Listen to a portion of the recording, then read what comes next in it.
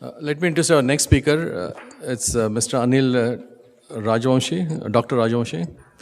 He's the director of the Nimkar Agricultural Research Institute in Fulton, Maharashtra, where he has devoted 30 years of applying science and technology to solve problems faced by rural people in the areas of energy, water, pollution, and income generation.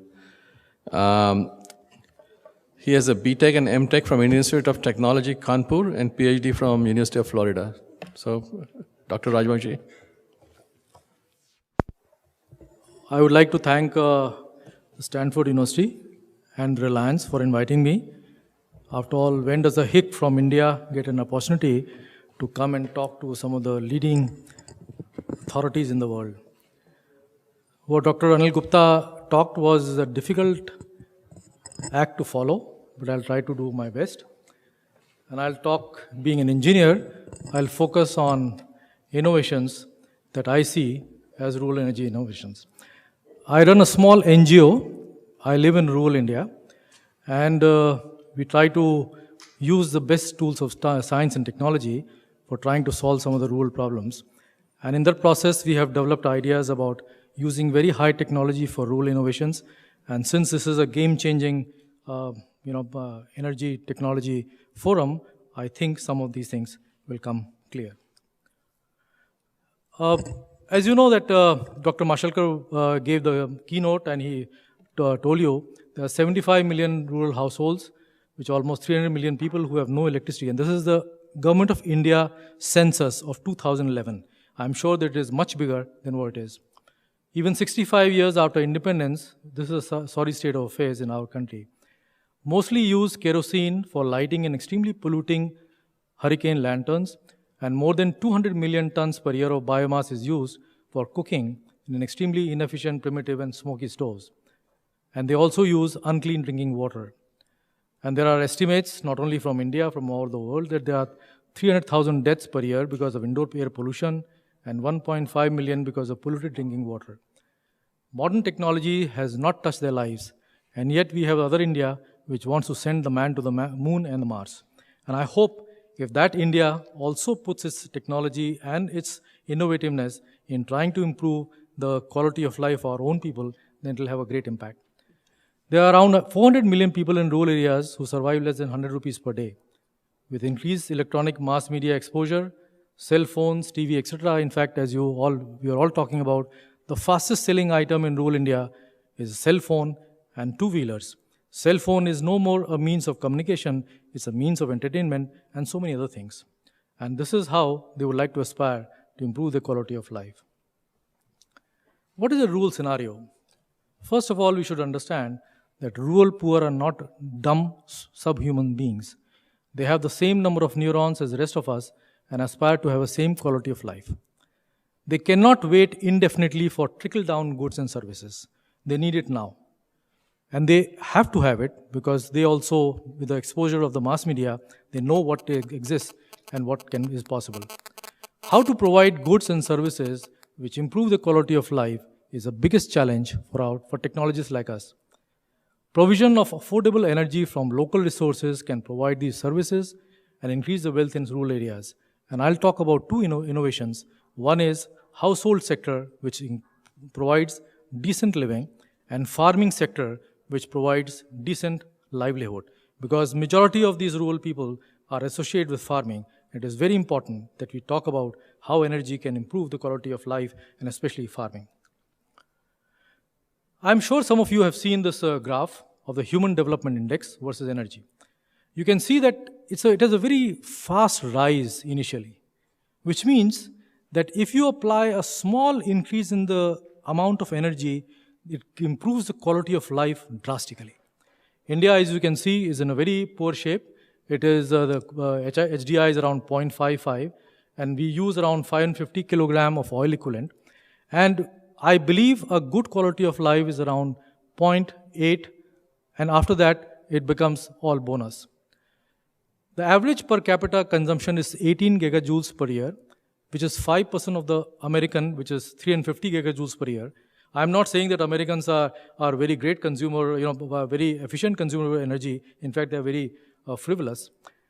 But the electricity consumption in rural areas is extremely low, the lowest in the world, which is 96 kilowatt hour per year.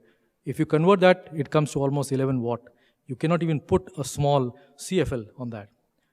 HDI is directly linked to energy consumption, as we have seen this, and I believe that 50 to 60 gigajoules per year is a doable goal, and if we can do it with all the energies at our disposal, both in terms of renewable and non-renewable, then we can bring to a quality of life of our people, which is equivalent to a 1970 European quality of life, which I think is a very good thing to look at.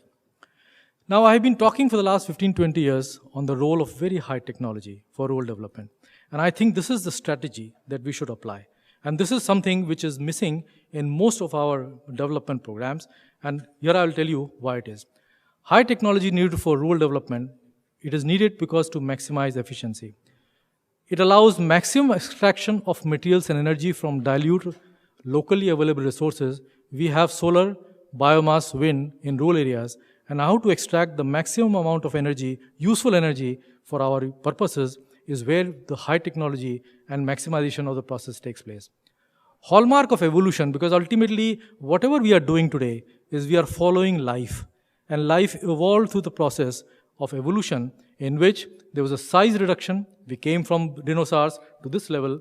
It increased the efficiency, room temperature processes, equilibrium with the surroundings, and robustness. And human body is a classical example of all these things. This is how nature has evolved, and so biomimicry should be the mantra for design. And if we are looking for the game-changing technologies, I think the bio mantra to be utilized for rural development is really a game-changing process.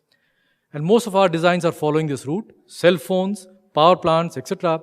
I'm sure, I do not know how many of you know, but the first cell phone was 2 kilogram, this big, and now the cell phone has come to such a level where you will not even know that you are wearing a cell phone.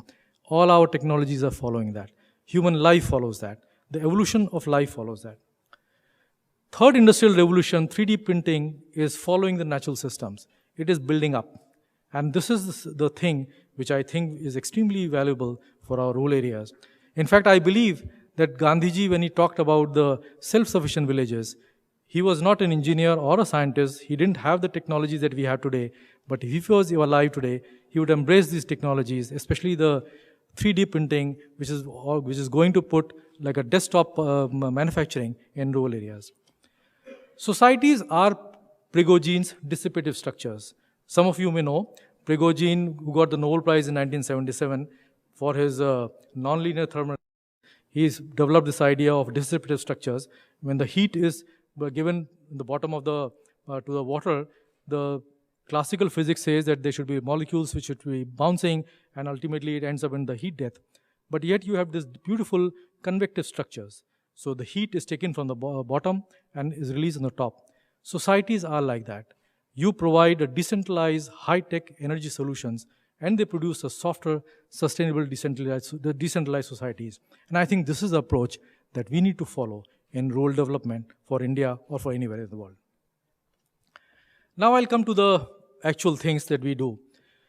You know, all of you have gone and seen the rural huts. You don't realize that even during the daytime, they are so dark that they require light. All the time people say, you don't require light at night, during the daytime, but they require light even during daytime. And on the left bottom, I show, I don't know whether you can see that, and on the right is our land stove that we have developed, which produces very high light. So what should be the basis of innovations for rural household? My mantra is improving the lives of rural poor, one household at a time. And this is where the game-changing technology should come. Because if we improve the quality of life, just think for yourself. You are sitting in this wonderful place. We all live in very nice houses. Would you like to live in one of those huts? If you start thinking from that point of view, and if you would like to improve the quality of life, if you are living there, what will you do? Then a lot of things change and a lot of innovations come. So what the poor people need, and they have no less number of neurons than you and I have, and this is the same thing that we need, they need excellent light, wherever it come from, which means 3000 lumens. Solar lanterns give less than 600 lumens. They need very clean cooking fuel, which should not pollute. After all, they have the same aspirations as you and I have. They need a small refrigerator. And all these things came from our working with these very rural, very poor people who never have seen electricity in their life. They need clean drinking water, very efficient fan, because they require some form of cooling. And ultimately, the most important thing that poor people need is a wholesome food. India has one of the highest malnutrition population in the world. In fact, I believe that some of the minds, that Anil Gupta and others that talk about, this 1.3 billion people, they are not great minds. There's a tremendous amount of malnutrition that comes, and I'll show you why this is required. So provision of affordable electricity in rural India is a distant dream, all of us know. Innovations needed in providing above services without electricity. And that's a great challenge for all of us technologists and scientists. We developed one such unit, and we call it as a land stove. Land stove is our innovation, our word. It's a lantern cum stove. In fact, if you put it in the Google, there'll be thousands of sites, and they all come from us. I never wanted to patent it. We have trademarked it, but it's not patented. So it can be available free. What we did, because when I came back from the United States in 1981, I came straight to this village. There was no electricity, so I started reading in the Hurricane Lantern. Because, I think this is the great lessons that Gandhi taught us. If you want to make a change, you live like that. And I said that, what is this nonsense? Nothing has changed, so let us do something. So we started working on the improvement of lantern. And as we did the improvement of lantern, then we realized that in this process of producing light, the majority of energy goes as heat. And it has to be a system which takes up everything into account. That's what I talked about in my strategy for development. So we developed this very high efficient mantle lantern, and the heat, which is almost 98%, we then developed an extremely efficient steam cooker with a very good insulated jacket and with very good heat transfer. So it cooks a complete meal for a family of 5. Plus it also has an extremely ability to produce bhakri, and I'll show you the movie on that. We did an LC analysis with electric cooking and lighting, which is what most people would like to do, and it is around 3 to 5 times better than that.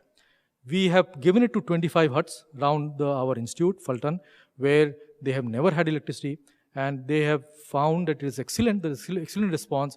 The woman can cook, woman can teach the children because there is much more light. And the present cost is around 7,000 rupees. So we thought it is going to be very high. But the woman came with an answer. They said, no, we will give you 20 rupees per day. And within a year, we'll own it. And this is what is really the microfinancing, what is all about. It's an excellent combustion of land stove. The carbon monoxide levels are 3 to 4 ppm after 4 hours of use in the hut. People don't realize that every fuel is a dirty fuel. It becomes clean because of combustion. Kerosene, the moment you talk about kerosene, everybody has a very visceral negative thing. Oh, it's a dirty fuel. Every fuel can become clean if you have an excellent combustion. This is an extremely excellent combustion device. It is just like LPG. There's a kerosene in this cylinder, and with a flip of the valve, you open it, the fluid flows, it becomes gas, and out comes a very efficient combustion, light and heat. And the flue gases have nothing else but only water and carbon dioxide. I'll show you a film. In fact,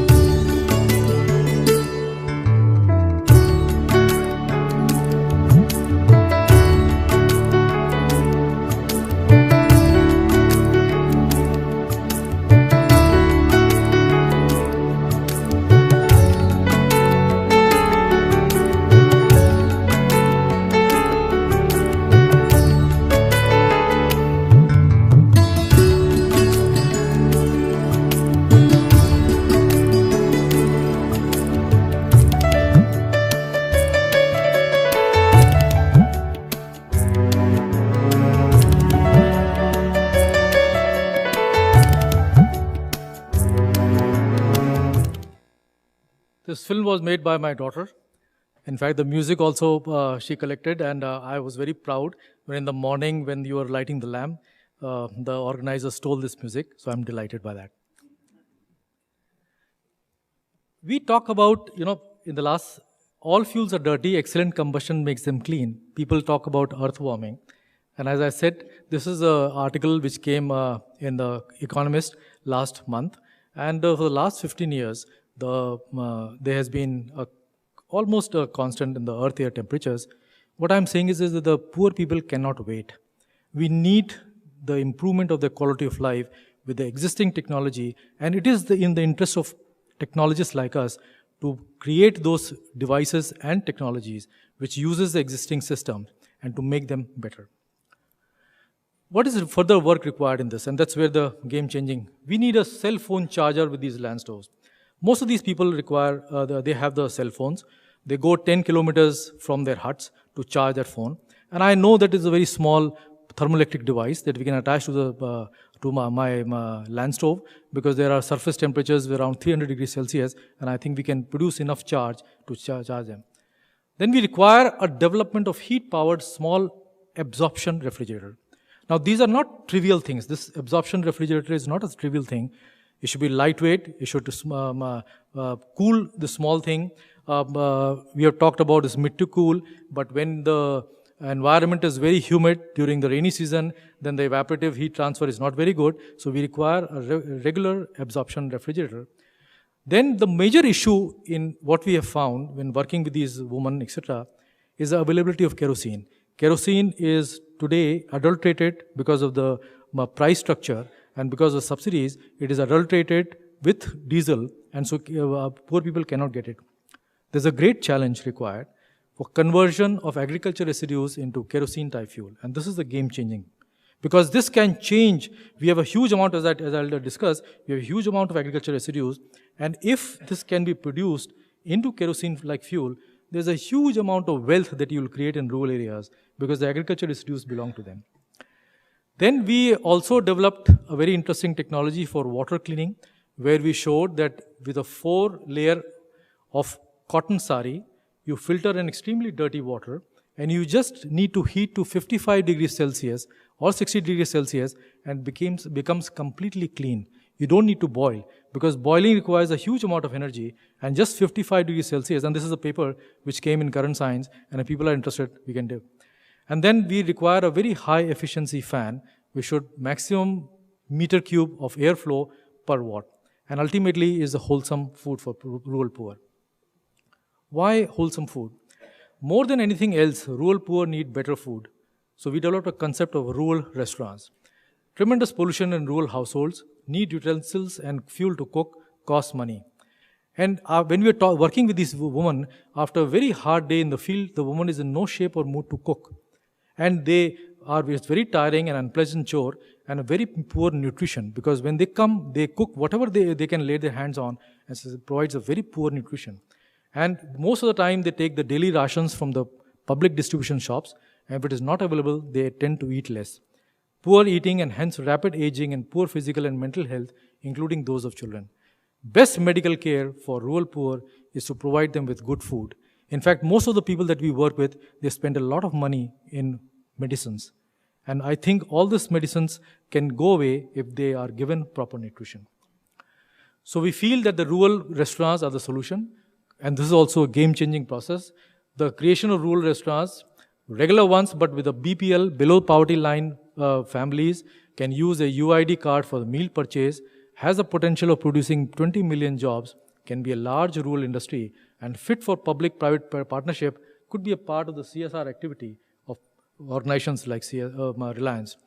Will also help reduce energy per kilogram for the food cooked, and may facilitate use of renewable energy for cooking in these restaurants, which may not be possible for use in a personal household. Biogas, producer gas, efficient wood-fired stoves are a possibility. Poverty, to my mind, is not an absence of material goods, but not getting enough wholesome food. We are what we eat. And I think this is the real cause of poverty. Cooking is a luxury for rich and upper middle class. For rural and urban poor, it is a chore and a misery. Hence, subsidized meals in a rural restaurant is a welcome step for these people. And I think if we can create a game-changing technology of producing a McDonald's type of thing, but providing a home-cooked type of food, the vegetarian food, that will be a big thing. Now I come to my last section, energy from agriculture, livelihood issues. Around 58% of India's population is engaged in agriculture, mostly rural based. India produces around 800 to 1200 million tons of agriculture residues per year. On the right side and the up, I show you the whole Maharashtra in the winter times is burning because all the agriculture residues are burnt. This is a part of the waste disposal problem because the farmer wants to have his land ready for the next crop and he does not know what to do with that, so he just puts it. People say that it is very good for the slash burn agriculture, but I think it is mostly a waste disposal problem. It creates environmental pollution, loss of energy, and monetary loss to the farmers. Theoretically, these residues can produce 156 billion liters of ethanol, 2 or 80% of oil demand via pyrolysis oil, and or 80,000 megawatt of electric power, which is 50% of the presently installed capacity. So the huge amount of energy that is available can take care of the major fuel requirements of India. Now, it's a very interesting thing. Now, how many of you are associated with farming? I don't think there's one, two. Farming is a very interesting system. In any agriculture, 25 to 40% of produce is food, and the rest are all residues. Look at the amount of energy, time, money that the farmer puts in, and only he gets money for 25 to 40% of the fuel of the produce, and the rest goes totally as a waste. No remuneration from residues, hence farming is very uneconomical. No industry can survive on such a norms. Residues for energy can give an extra income of 5,000 to 7,000 per acre per season, and this is an insurance against distress sale, and it can increase agriculture, will increase in residues. Energy from agriculture can provide 50 million rural jobs and could be 200,000 crore industry. This rural wealth generation can help 60% of rural poor come into mainstream development and can make India as an economic power. Innovations needed in farming sector, precision agriculture for small farms, I think are the future, and it requires a lot of energy. Power for farm machinery to be produced from farm, both liquid fuels or gaseous fuels. And high-tech electric or biogas-powered farm machinery is something which we can think of. We in our institute, because in Agriculture Research Institute, we have developed quite a number of small devices. This is electric thresher. This is an electric-powered petal harvesting. Safflower, safflower oil comes from our varieties, and we also use the petals as a means for making herbal tea. Shortage of farm labor, need to develop smart machines, need very efficient small electric powered tractors and harvesters, high-tech mechanical planters and weed removal. And finally, what are the other issues? Land should always be used for food. We cannot eat software or nuts and bolts. We'll always eat food. Agriculture residues to be used either for energy, fertilizer, or fodder. Health of land is most important. Hence, agricultural residues should preferably be used first for fertilizer and then for energy. And there is a possibility of doing that if we have a biogas technology which produces fuel, fertilizer, and can be a game-changing technologies in biogas production, distribution, and use. And finally, I feel that an NGO like ours, Stanford and Reliance, can work together in producing some of these things and testing it. Thank you very much, and these are some of the...